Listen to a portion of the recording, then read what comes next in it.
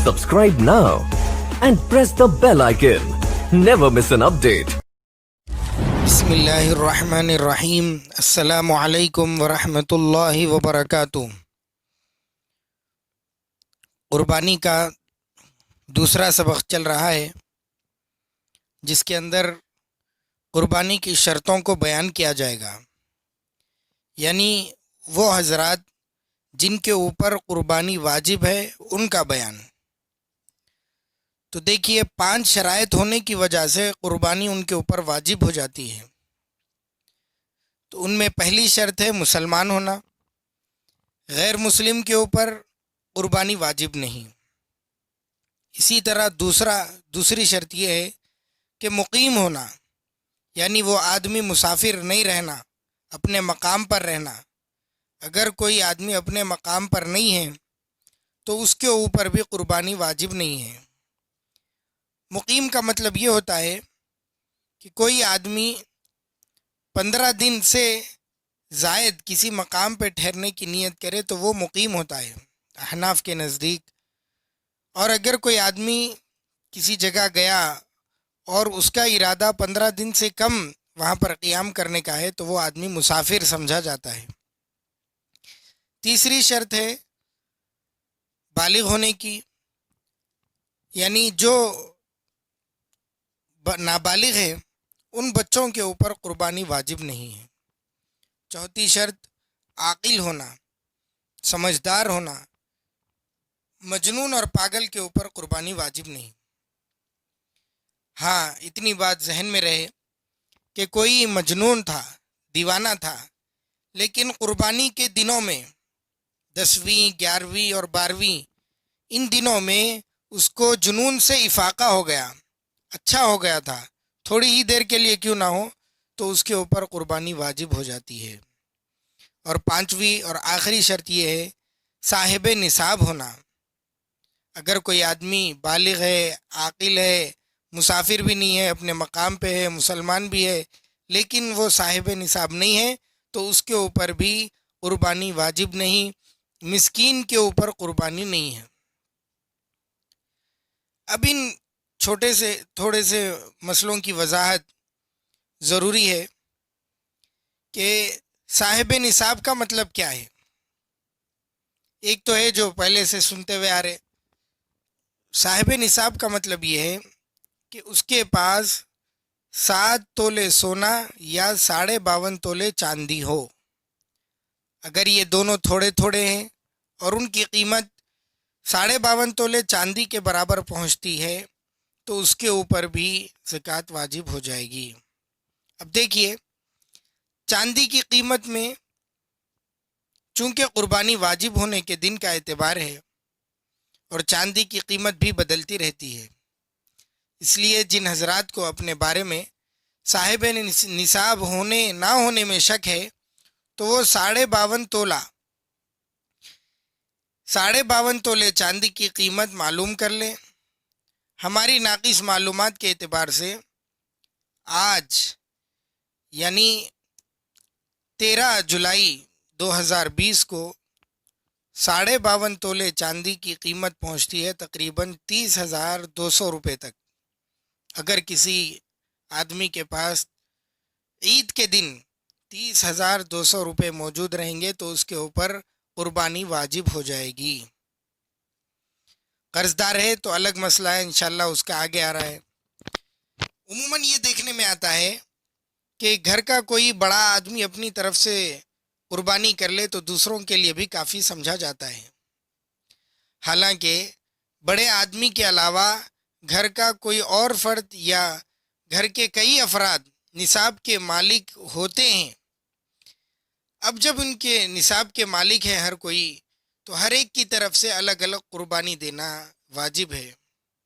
इस सूरत में घर के बड़े आदमी की कुर्बानी को सब घर वालों की कुर्बानी की तरफ से समझ लेना ऐसा है जैसा कि बड़े आदमी की नमाज सारे घर वालों की नमाज के लिए समझ गए। जैसे बड़ा आदमी सिर्फ तन्हा नमाज पढ़ लेने से सारे घर वालों की नमाज अदा नहीं हो जाती, इसी तरह सिर्फ बड़े आदमी के कुर्बानी कर लेने की वजह से कुर्बानी सबकी अदा नहीं होती। اگر کسی کے پاس کسی آدمی کے 4 بیٹے ہیں، سب مل کے کماتے ہیں اور سب صاحب نصاب ہیں، نصاب کے مالک ہیں، اور والد نے سب کو اختیار دے رکھا ہے، اپنے جیسا چاہے پیسے خرچ کر سکتے ہیں، ہر ایک کے اوپر قربانی واجب ہے۔ بعض لوگ یہ سمجھتے ہیں کہ جس پر زکوٰۃ فرض ہے اسی پر قربانی بھی واجب ہے، اور جس پر زکوٰۃ فرض نہیں ہے تو اس پر قربانی بھی واجب نہیں ہے۔ تو یہ ان کا خیال درست نہیں ہے، اس لیے کہ زکوٰۃ کے نصاب کے لیے 1 سال گزرنا ضروری ہے، اور یہاں پر قربانی کے نصاب کے لیے سال کا گزرنا ضروری نہیں ہے۔ صرف عید کے دن اگر انہیں مالدار رہا تو اس کے اوپر قربانی واجب ہو جاتی ہے۔ قربانی صرف اپنی طرف سے ادا کرنا ہے، اپنی اولاد کی طرف سے قربانی ادا کرنا ضروری نہیں ہے۔ اگر اولاد صاحب نصاب ہے تو وہ اپنی طرف سے قربانی کرے گی۔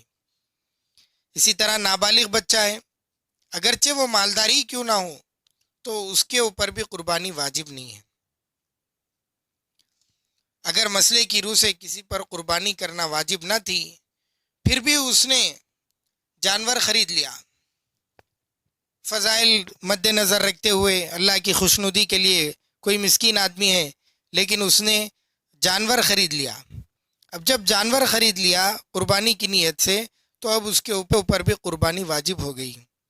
اگر حاجی تھا اور مسافر ہے تو اس کے اوپر بھی، چونکہ مسافر ہے اس لیے بھی اس کے اوپر قربانی واجب نہیں۔ اگر وہ قربانی دے دے تو اس کا ثواب اس کو مل جائے گا، لیکن اگر دوسرا حاجی ہے مگر وہ مقیم ہے، یعنی حج کے ایام سے 15 دن پہلے ہی مکہ مکرمہ پہنچ گیا تو وہ مقیم ہو گیا، اب اس کے پاس حج کے اخراجات کے علاوہ نصاب کے مال کے برابر یا نصاب کے مال سے زیادہ رقم موجود ہوگی تو اس کے اوپر قربانی کرنا لازم ہوگا۔ جبکہ وہ مقیم ہو گیا تب بھی دیکھیں گے کہ نصاب کا مالک ہے یا نہیں۔ عموماً ہوتا ہے کہ 8 ذی الحجہ سے پہلے ہی حاجی افراد وہاں پر چل جاتے ہیں، 15 دن 20 دن پہلے پہنچ جاتے ہیں تو وہ مقیم ہو جاتے ہیں۔ مقیم ہونے کی وجہ سے اگر وہ صاحب نصاب ہیں تو ان کے اوپر قربانی بھی واجب ہو جاتی ہے۔ اگر ملازم ہے، کہیں کام کرتا، اس کا خود کا کاروبار نہیں ہے اور نصاب کے مال کا مالک ہے تو اس پر بھی قربانی واجب ہے۔ اور اگر ایسی عورت ہے جس کا نکاح عید کے چند دنوں پہلے ہوا اور اس کا جو مہر تھا اس کے پاس، جو شوہر نے اس کو دیا ہے وہ فی الفور ادا کر دیا، مہر معجل، یا پھر اس کے پاس جو زیورات ہے اس کے والدین نے اس کو دیا ہے، مالک بنا دیا، تو اب اس عورت کے اوپر بھی قربانی کرنا واجب ہو جائے گا۔ اگر کسی کے پاس قربانی کا نصاب موجود ہے 30-32 ہزار روپے، 35 ہزار روپے ہے، لیکن اس کے اوپر قرضہ بھی ہے، تو اب قرض ادا کرنے کی جو رقم ہے اس کی اصل رقم سے کم کر دی جائے گی۔ مثال کے طور پر 5,000 روپے اس کے اوپر قرض کے تھے، 5,000 روپے اور اس کے پاس 40,000 روپے موجود تھے، تو یہ 5,000 روپے 40,000 سے کم کر دیے جائیں گے۔ یہ سمجھا جائے گا کہ 5,000 اس کے پاس نہیں ہے، 35,000 کا وہ مالک رہے گا۔ تو اب دیکھنا یہ ہے کہ 35,000 کے اوپر کیا وہ مالک نصاب ہوتا ہے، نصاب کا مالک ہو جاتا ہے یا نہیں۔ اگر نصاب کا مالک ہوتا ہے تو اس کے اوپر قربانی واجب ہے، اگر نصاب کا مالک نہیں ہوتا تو اس کے اوپر قربانی واجب نہیں ہے۔ دیکھیے جو حضرات قربانی کر رہے ہیں اللہ ان کی قربانی کو مبارک کرے، بہت اچھی بات ہے، لیکن جو حضرات یہ سمجھ رہے ہیں کہ ان پر ابھی قربانی واجب نہیں ہوئی ہے تو میری ان سے گزارش ہے کہ وہ قربانی واجب نہ ہونے کا از خود فیصلہ نہ کر لیں، میرے اوپر قربانی واجب ہے ایسا کوئی فیصلہ نہیں کرے، بلکہ اپنی جو بھی مالی حیثیت ہے، جو بھی اپنی صورتحال ہے، احوال ہے، وہ کسی مستند مفتی صاحب کو بتلائیے، بتا کر ان سے فیصلہ کرا لیجئے کہ میں قربانی کروں یا نہ کروں، تو یہ ان کے حق میں بہت بہتر ہوگا اپنے خود کے فیصلہ کر لینے سے۔ اللہ تعالیٰ اس واجب کو اپنی دل کی خوشی سے ہم سب کو ادا کرنے کی توفیق عطا فرمائیں، آمین۔ وآخر دعوانا الحمدللہ رب العالمین۔